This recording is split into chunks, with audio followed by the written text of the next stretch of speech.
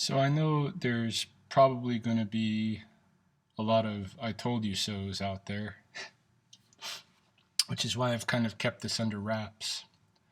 But for about a month, I suffered my first frostbite experience this past winter from my barefoot running.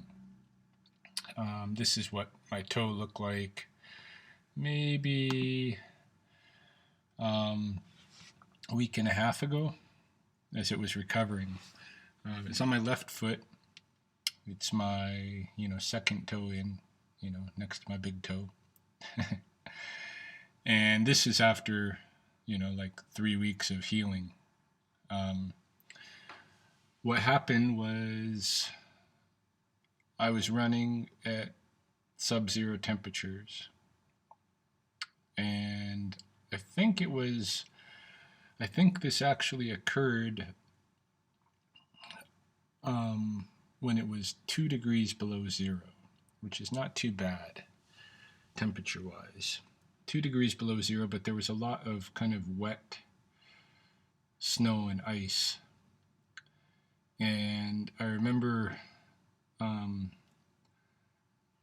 after my run feeling as though my toe was bruised, and looking at it, it looked bruised. It looked like dark blue to black, and I just assumed that it was bruising because it had a very similar feeling sensation to being bruised. But then it stuck around for several weeks, a few weeks anyway. And like I say, this was about 3 weeks in, and it's starting to kind of heal up. The frostbite areas are starting to flake off. And you can kind of tell from this image, and I wish I'd have taken more images. I wish I'd have taken images all the way along, but like I said, when it first occurred, I thought it was just a bruise. It wasn't until later that I realized it was frostbite. So this was the only image that I took.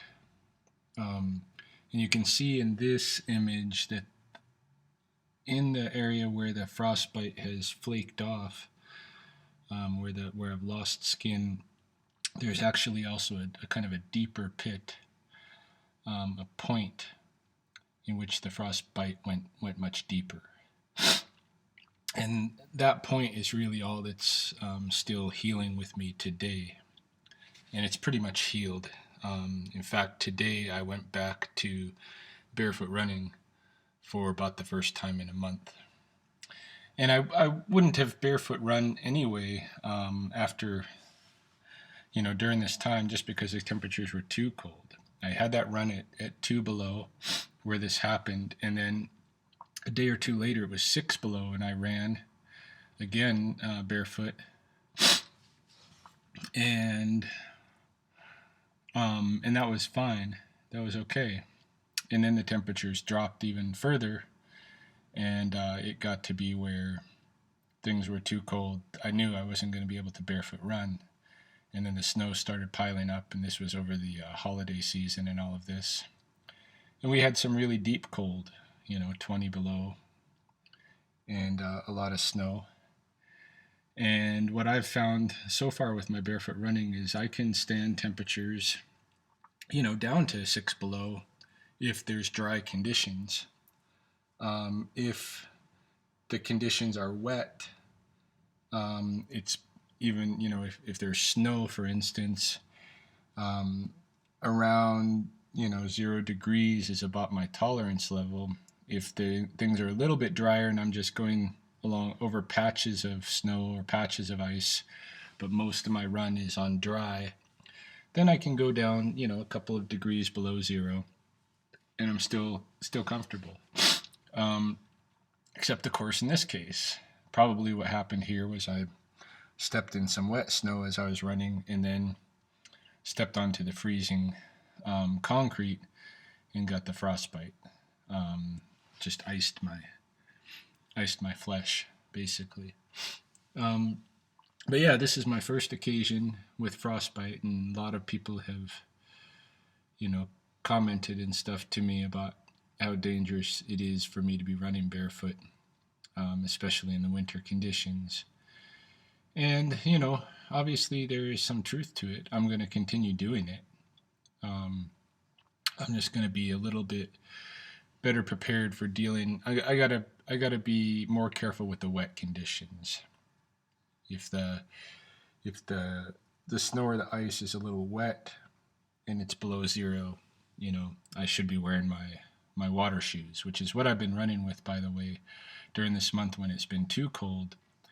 Just a simple pair of neoprene water shoes is better than any minimalist running shoe out there on the market.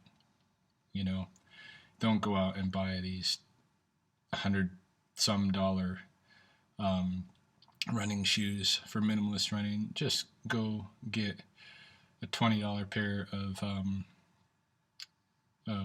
aqua socks or water shoes, and they're perfect. You keep up the same kind of muscular work on the foot that you do when you're barefoot.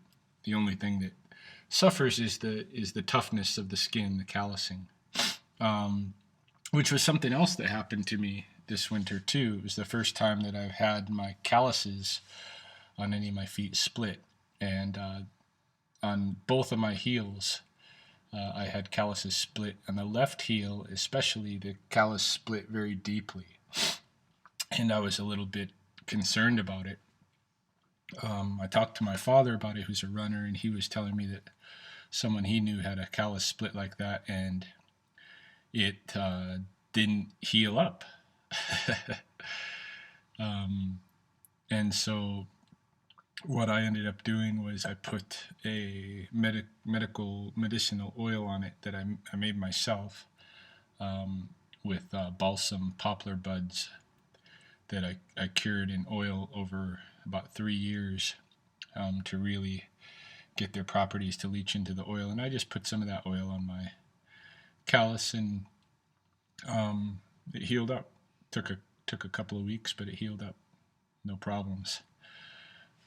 So so I just wanted to report this. I've been keeping it kind of a secret that I'd had this frostbite experience. I wanted to go all the way through it before I told the story, and here it is. So yes, there are dangers to barefoot running, and in the Great White North where I live, one of those dangers is frostbite, but shouldn't compel someone to not barefoot run, because all it takes is a little bit of carefulness.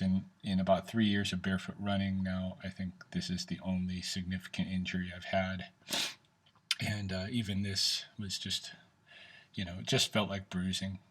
It could have got gangrenous, I suppose, but just felt like bruising, and then eventually the dead skin has fallen away. So that's what to expect, I guess, if you're not careful. I'm going to learn from the experience. Hopefully I won't have a second bout of frostbite in the future, but we shall see.